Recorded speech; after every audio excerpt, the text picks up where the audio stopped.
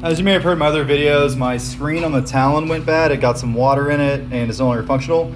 Bought a new one, very reasonably priced, like $100. It is nowhere near waterproof. So that you see the back of the circuit card right there, right? So this whole thing has a boot on it, I assume, on the wire harness. We'll see when we take it off. Not very waterproof looking. All of these are actually vents. Those little cutouts right there actually go through. You can tell that, you see the lip marks? If you suck on that, you can pull air through here, which tells you that's a vent. So I'm gonna seal all those up. I'm also gonna take out all these screws, open it up, and make sure that there's a good gasket there. And we're gonna seal it up really well, put it back in the Talon, and see if we can't make it a submarine. This is the only component that was affected by going deep. Well, the relays a little bit, but they fixed themselves. This did not fix itself. It came back for a day and it's still broken. So we're gonna jam it up and make sure we take care of that well and show you how to change it out and everything. So we got it opened up now, and you can see that Honda did put a really nice gasket in here. This thing is made like a dry box. This groove right here sits down into that gasket. So you ask yourself, why would they have bothered to waterproof this if they're just gonna put holes in the back of it? That's a great question. I'm trying to see if you can see where any of those holes actually come through without any further disassembly. You may have to do some further disassembly, but if you put your mouth on it, you can definitely suck air through that. You can't quite see light through it. Oh, yep, you sure can. See the light through it? So those are all open. Easy to fill those up with clear silicone. That's what I like to use for this sort of stuff. It seems to stick really well to nice, new, clean plastic. Ultra black would also be a good choice. Ultra gray would be a less good choice. So I'm gonna go ahead and put some down here in this gasket too, even though that does look like a really good seal. There's good pressure on that seal all the way around. Only Honda would design something this well and then put holes in the back of it. Now, I'm sure there's a reason they wanted this to be vented, right? It probably has enough air space in here where it needs to be able to expand and contract. Well, whatever. It has water flowing right into it. So what I could do is I could seal it up really good and add a vent line and snorkel it with, say, like my gas tank vent up the side of the cage. Not in the gas tank vent, obviously you don't want fuel vapor going in here. But that's probably what I'm doing. I'm actually gonna snorkel my dash. That way the vent line will have it be able to expand and contract, but it won't get water in it when it goes under. The whole roll cage you have to go under to get water in it. Or I could try to make it a sealed unit, kind of like how the Rubicons are. Well, they actually get water in them too sometimes, but they're a little better. I'm not sure which way I'm gonna go with this yet, but I'll let you know by the end of the video. All right, so I use this stuff, clear RTV silicone, adhesive sealant. You can see it squirting out a little bit in a few spots. Put a thin layer of it on top of the gasket in there just to double seal that.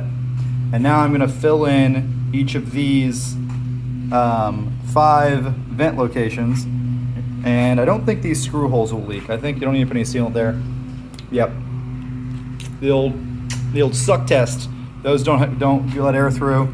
So then all we gotta do is seal this. I have decided I'm not going to vent it. There's nothing in here that generates heat. Like a differential, there's bearings and gears that generate heat. Nothing in here generates a ton of heat, so it's not like it needs to have that expansion contraction. Also, it's pretty high up on the vehicle, so it's not like it's gonna be underwater for an hour or something. It'll probably dip under, then dip back out. So I think sealing up these will be enough to make it happy. So I'm gonna seal all these up, and then all we gotta do is take the old one out of the Talon and find a way to seal up this connector. I hope there's a nice boot in there we can just ultra black on there. Ultra black's what I like to use for black rubber.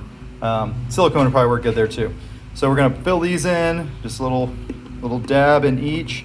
Obviously my tube's hard, so you know, could do this kind of deal like that, like that, and then it'll be good to go. All right, so the screen's actually kind of a bear to get to. So ancient Japanese proverb, why do something the right way when you can do it the lazy way? So the screen's all the way up here, which when you start out is right behind this bar, so you can't get to it. So I'm gonna show you all the things I did to take off. So I took the hood off, I took off this front cowl here, that's this piece.